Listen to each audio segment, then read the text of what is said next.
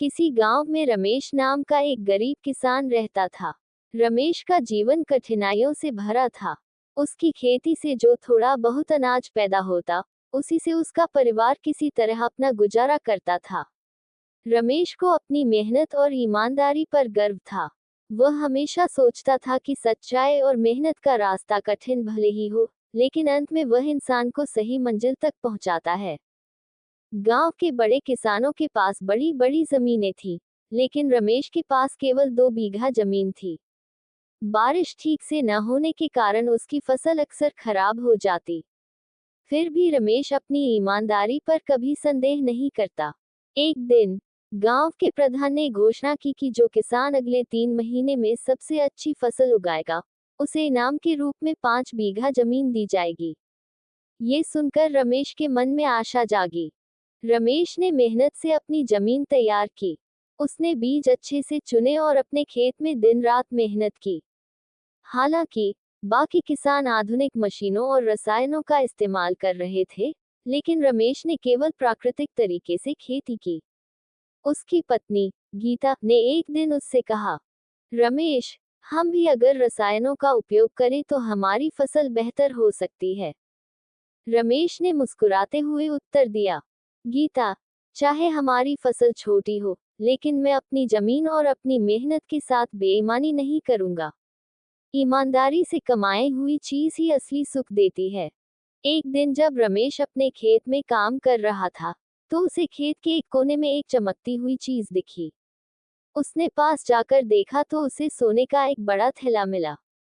उस थैले में बहुत सारे सोने के सिक्के थे। एक पल के लिए रमेश के मन में विचार आया कि वह इस धन का उपयोग अपनी गरीबी मिटाने के लिए कर सकता है। लेकिन अगले ही पल उसने खुद को संभाला। ये धन मेरा नहीं है, इसे अपने पास रखना चोरी के समान होगा, उसने खुद से कहा। रमेश थैला लेकर सीधा गांव के प्रधान के पास गया। उसने प्रधान को सारा धन सौंप दिया और पूरी घटना बताई। प्रधान ने उसकी ईमानदारी की प्रशंसा की और गांव वालों को बुलाकर रमेश की तारीफ की। लेकिन कुछ लोगों ने रमेश का मजाक भी उड़ाया। तुम इतने मूर्ख हो कि तुम्हें मिला हुआ धन भी लौटा दिया। अब तुम्हारी गरीबी हमेशा तुम्हारे साथ रहेगी, एक किसान ने कहा।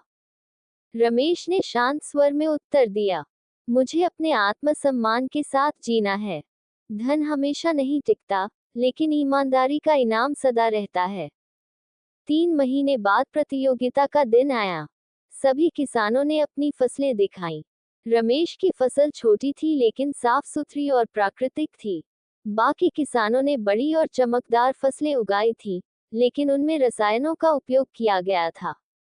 जजों ने फसलों की जांच की और पाया कि रमेश की फसल सबसे बेहतर थी। प्रधान ने घोषणा की, इस प्रतियोगिता का विजेता रमेश है। उसकी ईमानदारी, मेहनत और सच्चाई ने उसे यह इनाम दिलाया है। रमेश को 5 बीघा जमीन इनाम में दी गई। इसके अलावा प्रधान ने उसकी ईमानदारी के लिए उसे सोने के सिक्कों का वही थैला भी दिया जो उसने लौटाया था। प्रधान ने कहा, ये धन अब तुम्हारा है। तुमने साबित कर दिया कि सच्चाई और ईमानदारी का मूल्य सबसे ऊपर है। रमेश ने उस धन से अपनी जमीन को बेहतर बनाया।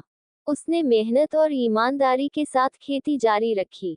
धीरे धीरे वह गांव का सबसे आदर्श किसान बन गया। उसकी कहानी पूरे गांव में बच्चों को सुनाई जाने लगी।